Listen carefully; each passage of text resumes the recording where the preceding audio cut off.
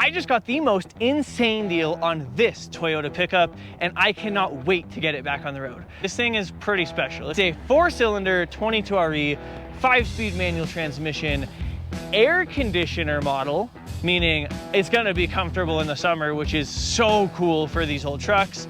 Extended cab Toyota pickup with very minimal body damage. I got this insanely clean Toyota truck for $500. I still can't even believe it myself, but we got a ton of work to get this thing back on the road. I was told it's been sitting for nearly a decade, and well, who knows what's wrong with it. So let's get into it and get it back on the road. So we're gonna dive straight into this thing. First thing first, I wanna just pop the hood and give it a full rundown and see what might be going wrong with it. I have no idea. He said it was probably running when parked, but he didn't know for sure because it had been 10 years. So we'll see. We're gonna start by just seeing if it's got oil, if it's got coolant, and maybe if we can get it to crank over with a battery. This is an incredibly clean engine bay. Aside from the dust from sitting in the Southwest in the desert for 10 years, I would borderline eat off of these inner fenders and this engine. All right. It has oil in it. It's pretty dark. Doesn't smell too bad. And I don't see any metal in it. Tastes kind of gassy, but it definitely doesn't taste coolanty. So that's a good sign. Taste your fluids, folks. It'll tell you exactly what they are, especially if you already know what coolant tastes like. All right, not good sign. So there's a little bit in the overflow, but the radiator is dry. So, possible problem? Or is that just a 22RE thing? I know that some of them leak coolant, and it wouldn't be the first one that has a coolant leak that hasn't been addressed.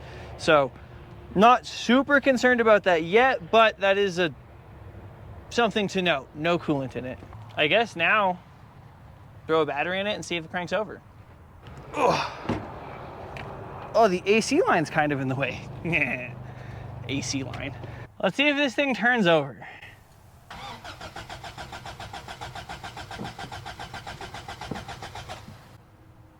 Yeah, it does.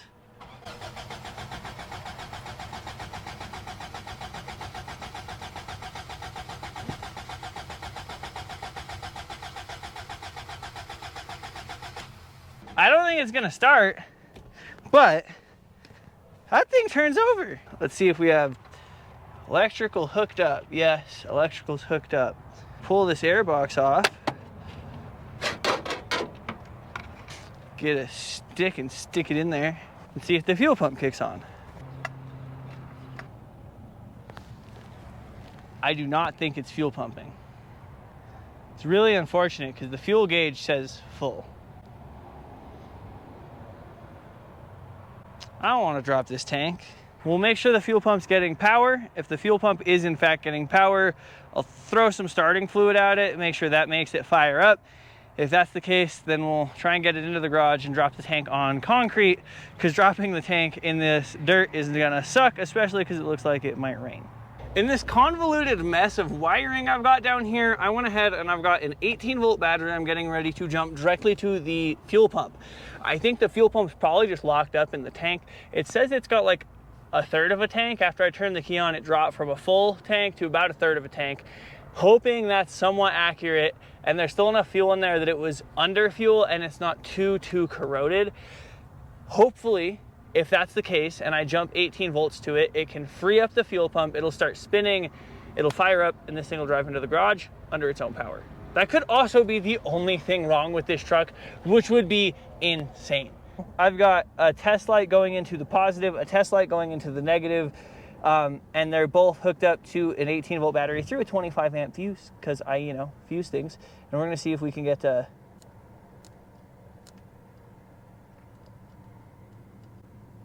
something to happen. Don't know what. All right, can you crank it over? Go.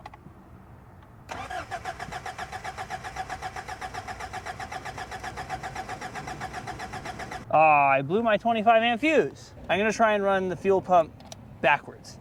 Might not make sense, but it's just an electric motor. It'll run both directions, and maybe if there's something lodging it forward, if we can get it to spin backwards, we can then get it to spin forward again. I've had it work in the past. I know this stuff sounds a little crazy, but I promise it's proven. Well, that 20 amp fuse did not last as long. Okay, and that 20 amp fuse literally popped instantly.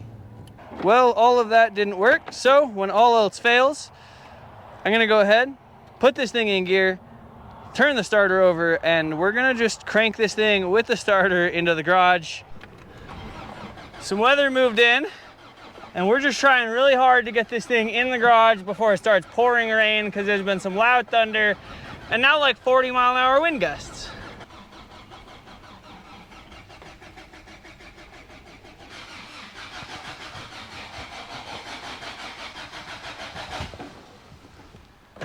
Oh, brother, we made it in. All right, now, what I've been wanting to do for a minute,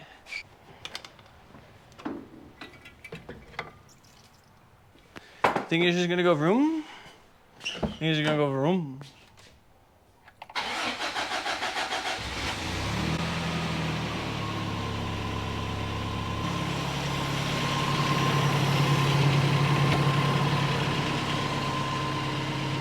Just needs a fuel pump.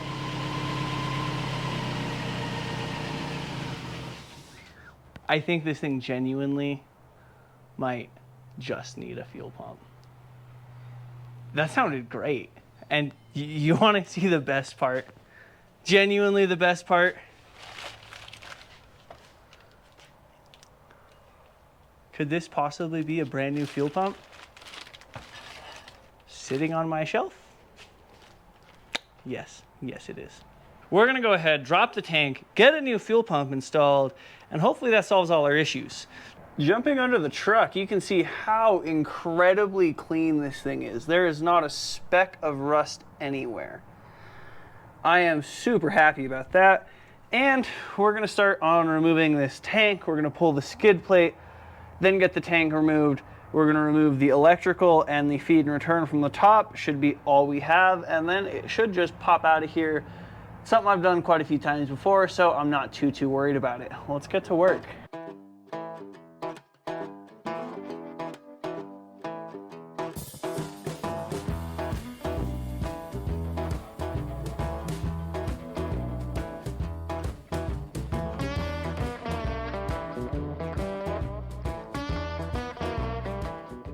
Got the tank out.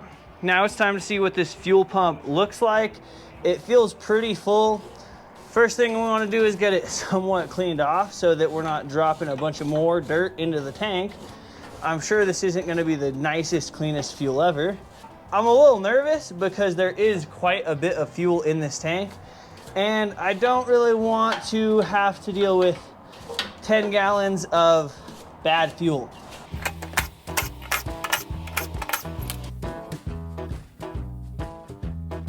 That's about what I expected. Now let's see how bad the inside of the tank is. It's actually not as bad as I thought it might be.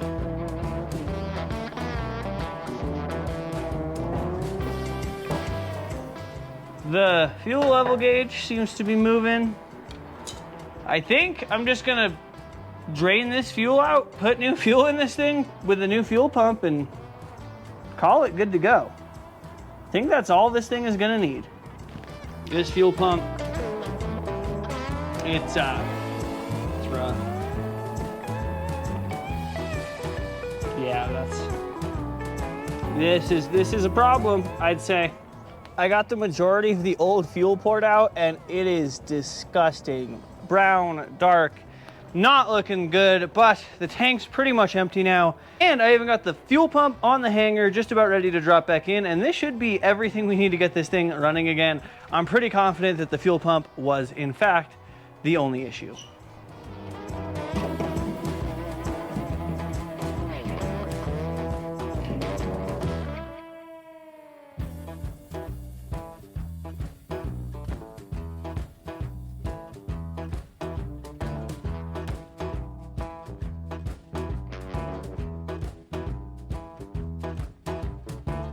All right, new fuel pump goofing.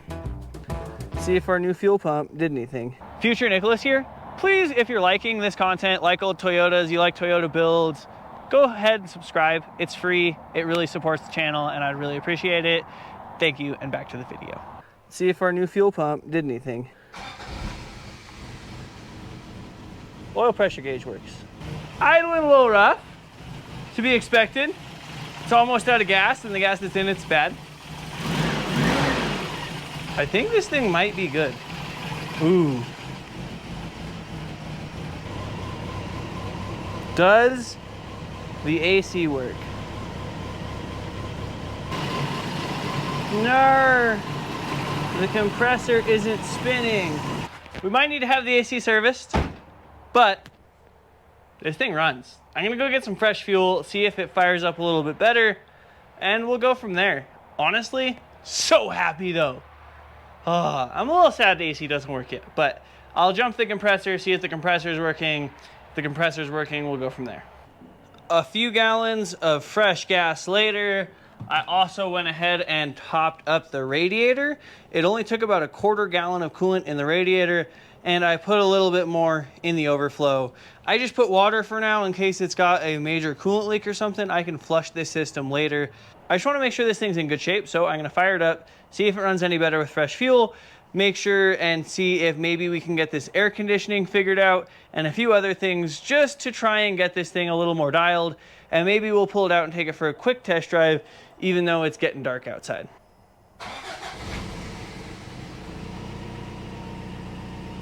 Oh, it runs so much better with fresh fuel. All right, so idles up. Let's see if we can figure out what's going on with this AC. I turned it on. The compressor is not currently spinning, and I don't know what's going on there. Oh.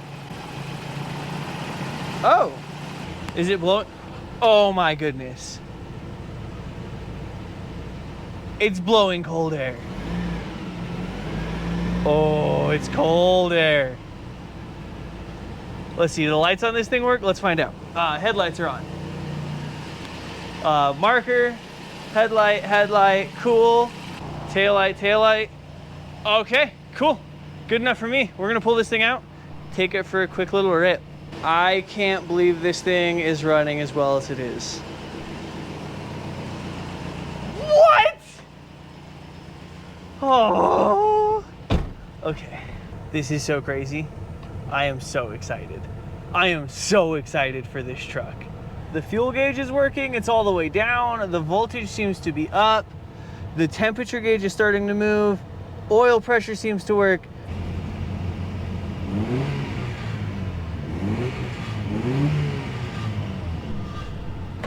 Oh my goodness. We'll pick this up tomorrow when we can take this thing for a proper test drive.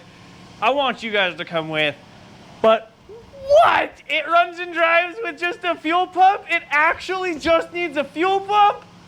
Oh, ultimate score, daily driver. So pumped.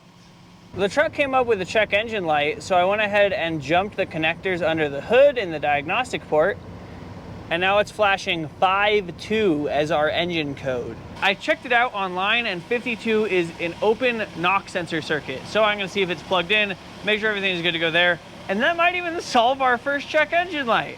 Oh, this thing looks even better in the daylight. We've got it running and driving, and now I think it's time to take it for a semi-proper test drive. Take it up and down the road, maybe take it for a little bit of a spin through the neighborhood and see how this thing does. I'd love if it really and honestly just needed a fuel pump. I'm mind blown, even if it needed a full engine at the deal I got. But if it just needed a fuel pump that I had on my shelf, this is year made. This thing is awesome and I am so stoked. So let's go see how it does down the road.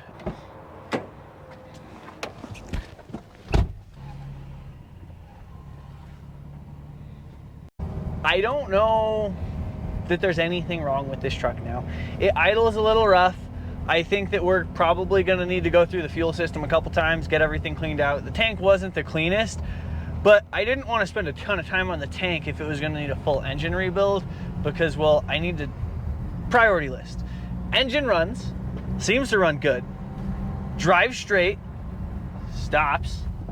I think this thing's ready to like dial in and make a daily. I am so stoked.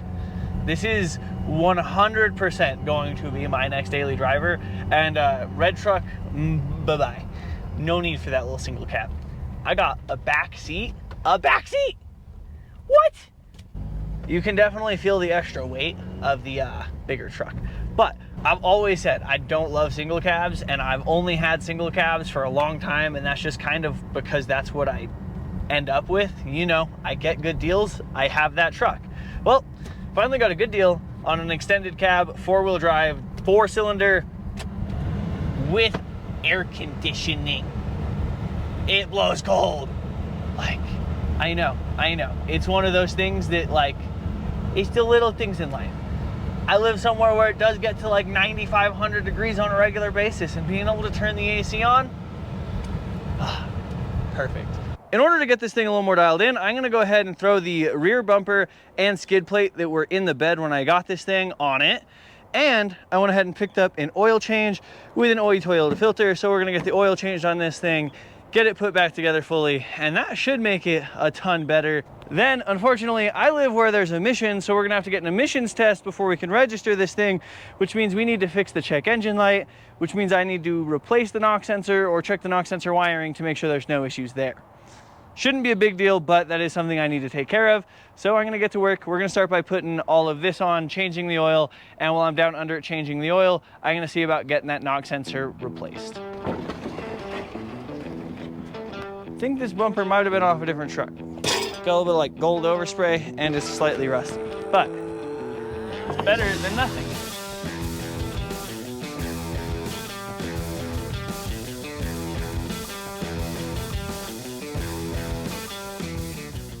Now it's time to get this thing some fresh oil and a new filter. This thing's been sitting almost a decade.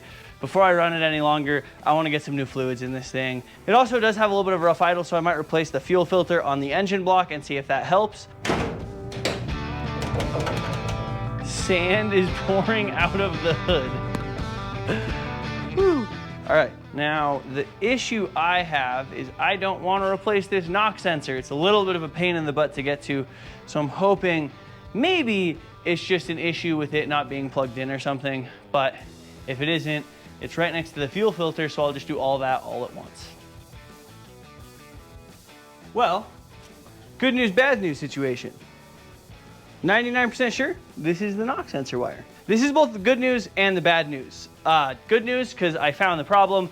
Bad news because, well, it obviously was not spliced properly. These are shielded wires, meaning there is a ground that runs all around the wire down the entire length of it to protect the signal from the knock sensor, so it doesn't give a false sensor saying that your engine's knocking when it's not.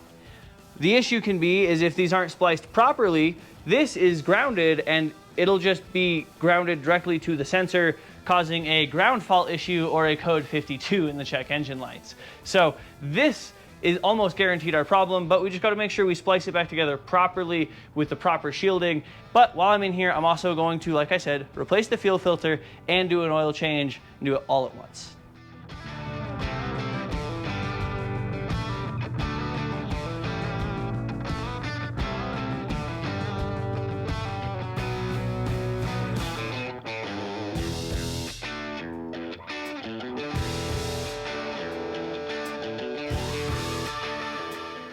The fuel pump was sticking on because the mass airflow sensor was sticky, so I got that sorted.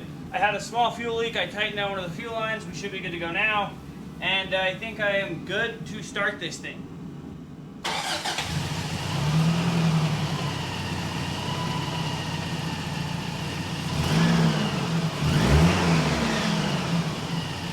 Getting some more fresh fuel in this thing, so hopefully it runs a little bit better. Right now we've already over doubled the amount of fresh fuel in this thing. I'm gonna put 6 or 7 gallons in it. I don't wanna put a ton in case we have some more issues with the fueling system and I have to drop this tank again.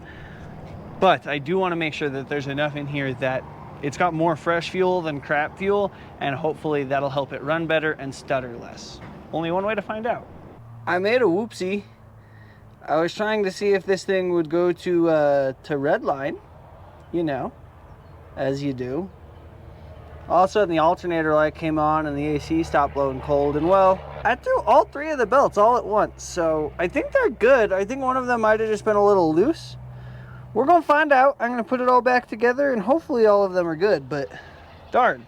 After a 30-second test drive with the belts reinstalled, it decided it was going to hook all of the belts off again. It actually kept the AC belt on but turned it inside out and turned the alternator belt into this. So I went ahead and got a new alternator belt.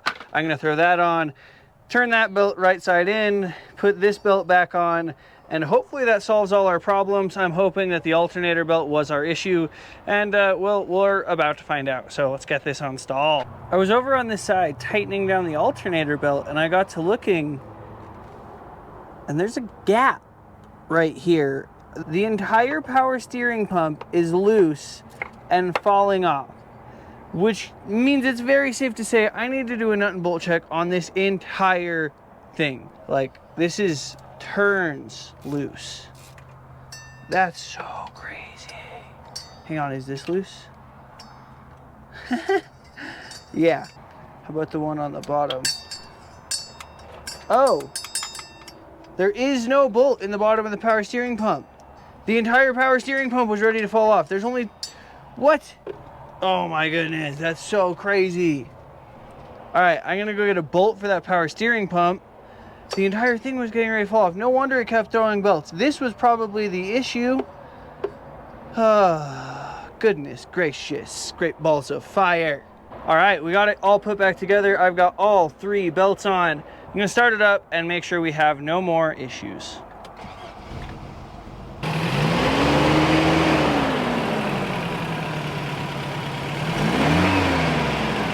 Oh, that AC belt is... I think the inside out belt on the AC compressor that goes to the wrong groove on the crank pulley might also be an issue. So I'm gonna go ahead, get a new AC belt, and hopefully that helps solve that. For now, I'm just gonna run it no AC belt and see if we have any more issues. With more fresh fuel, this thing is running a ton better, but I continue to have issues with this thing and it keeps throwing knock sensor codes. This is actually a knock sensor off of a different engine I've got, a different 22RE. I'm gonna try and put on here and see if possibly this solves our issue. I already fixed the wiring and we no longer have issues there, but it keeps throwing a ground fault circuit on this, so we have something going on with the other knock sensor. I'm gonna try and finagle it out from way under the intake, and hopefully this solves our knock sensor issue.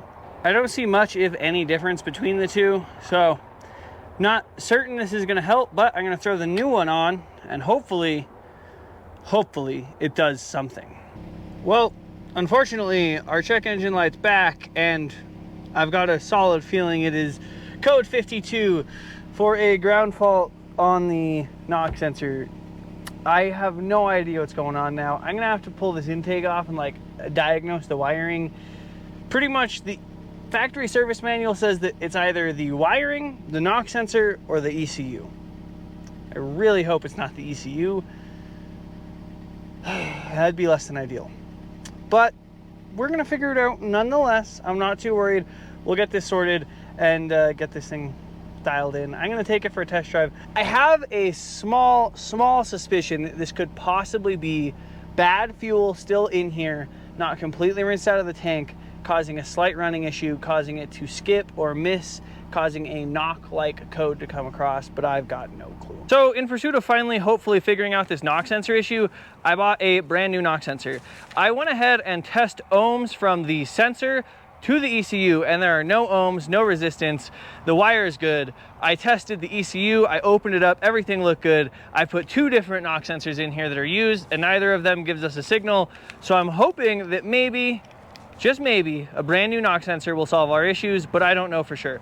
I also went ahead and kind of fired the parts cannon and just bought an entire tune-up and a couple other things to try and get this thing in a little bit better shape. It's got a little bit of a miss. I'm trying to solve that, and I want to get it to pass emissions. So we got to make this thing run a little bit better. We'll see what this does. So I've got the knock sensor as well as a cap, a rotor, wires, and plugs.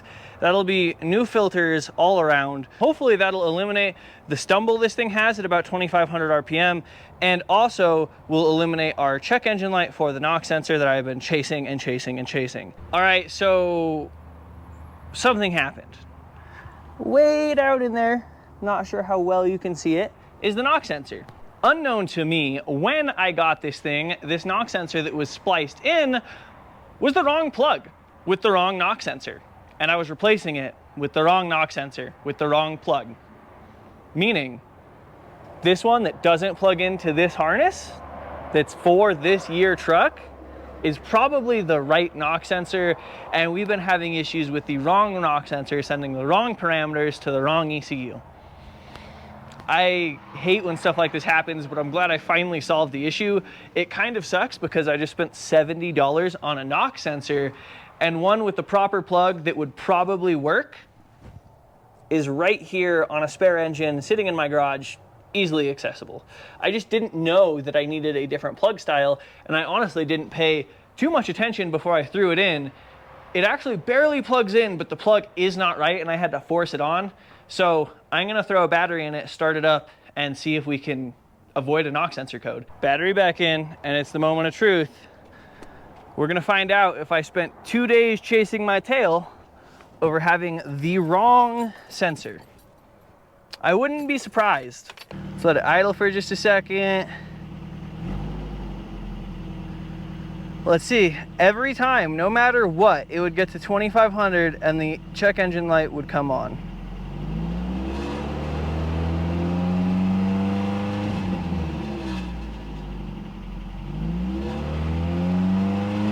No way. Oh yeah. I wonder if it'll rev out. Before it would only rev to like 4,700 RPM and it would just kill everything. I wonder if the knock sensor was pulling so much timing that it actually wouldn't let it rev past 4,700 RPM. Man, I actually can't wait to take this thing for another drive.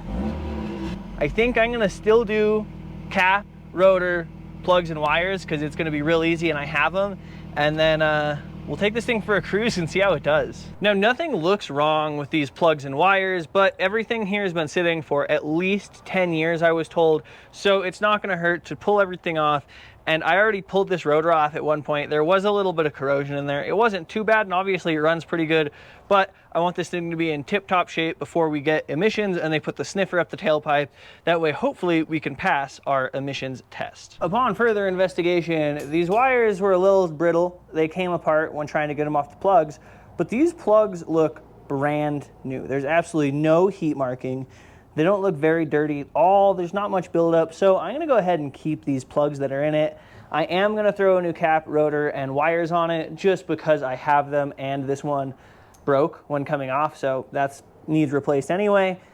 But I think someone did, in fact, give this thing a little bit of love. These are even NGK plugs. I think the problem lays with the previous owner just not knowing that they had the wrong knock sensor in there. It's not something I necessarily would have known off the top of my head, but I think they just pulled a knock sensor off of an older truck thinking it would work fine, and it caused a little bit of issues. Who knows? That might even be why this thing got parked 10 years ago. We'll never know. But I'm just glad I finally solved that issue, and hopefully we can get this thing actually into tip-top running shape. Voila, we've got new wires, new cap, new rotor, and the knock sensor should actually be the right knock sensor, so I bet this thing runs a ton better. Well, unfortunately, it's been about a week since I filmed on this truck, and that's because I've been chasing my tail on the knock sensor even more. I thought changing the knock sensor fixed it, and it did for a drive, maybe two, but unfortunately, very shortly after that, the knock sensor code came back and it is doing the exact same thing. I'm gonna be chasing my tail on that for a while, it seems. I think I might have a bad ECU. I don't know what else could be the problem. I'm trying to source an ECU to swap into it to see if that's the problem before I buy one. I'd love to borrow one to plug in. Unfortunately, I sold the red 93, which would have been the proper ECU to plug in and see if it worked, to fund building this and getting this to where I want it to be. So kind of shot myself in the foot there, but it is what it is. But that being said, I do plan on building this truck. This is my next daily and I want to turn it into something really cool. So stick around for that. Thank you for watching. Thank you for subscribing. Have a good one.